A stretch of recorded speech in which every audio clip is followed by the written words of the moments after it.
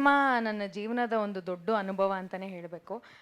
45 ದಿನಕ್ಕೂ ಹೆಚ್ಚು ದಿನ ನಾನು ಈ ಸಿನಿಮಾಗೆ ಶೂಟ್ ಮಾಡಿದ್ದೀನಿ. ಆ್ಯಂಡ್ ಇದೇ ಫಸ್ಟ್ ಟೈಮ್ ನಾನು ಇಷ್ಟು ದಿನ ಒಂದು ಸಿನಿಮಾಗೆ ಶೂಟ್ ಮಾಡಿರೋದು. ಆ್ಯಂಡ್ ಇಷ್ಟು ಒಳ್ಳೆ ಆರ್ಟಿಸ್ಟ್ ಜೊತೆ ನನಗೆ 45 ಡೇಸ್ ಸ್ಪೆಂಡ್ ಮಾಡೋಕ್ಕೆ ಟೈಮ್ ಸಿಕ್ತು.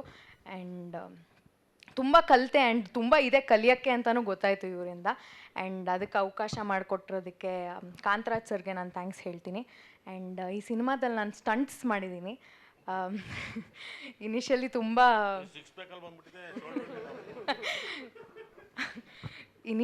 ತುಂಬ ಭಯ ಇತ್ತು.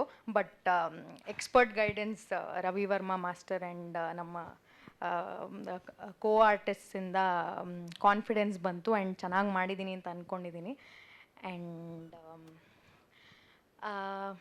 ಅಷ್ಟೇ, ಥ್ಯಾಂಕ್ ಯು. ಸಿನಿಮಾ ನೋಡಿ ರಿಲೀಸ್ ಆಗ್ತಾಯಿದೆ 24ನೇ ತಾರೀಕಿಗೆ.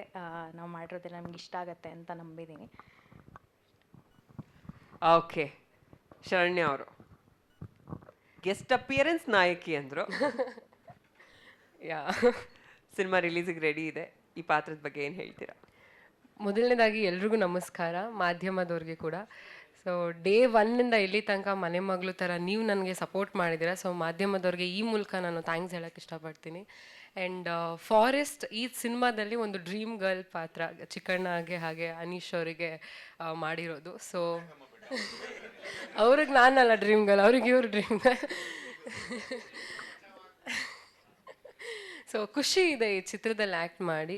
ಈ ಥರ ಒಂದು ಆರ್ಟಿಸ್ಟ್ಗಳ ಮಧ್ಯದಲ್ಲಿ ಅನೀಶ್ ಅವರಾಗಿರ್ಬೋದು, ಚಿಕ್ಕಣ್ಣವರಾಗಿರ್ಬೋದು, ಇವರು ಕಾಮಿಡಿ ಸೆನ್ಸ್, ಇವ್ರ ಜೊತೆ ಒಂದು ಕಾಮಿಡಿ ಸೀನ್ ಇದೆ. So it was a beautiful experience. And ನಮ್ಮ ಡಾರ್ಲಿಂಗ್ ರಾಘು ಸರ್ ಅವ್ರ ಜೊತೆ 2ನೇ ಸಿನಿಮಾ. ಸೊ ಅದೇ ಓಕೆ, ಸೊ ಅವ್ರ ಜೊತೆ ಇದು 2ನೇ ಸಿನಿಮಾ. ಸೊ ಸ್ವಲ್ಪ ನಾವು ಎಳ್ದು ಮಾತಾಡೋದು, ಅದಕ್ಕೆ ಸ್ವಲ್ಪ ಹಾಂ. ಆ್ಯಂಡ್ ಗುರು ಅವರು ಕೂಡ ಕೆಂಪು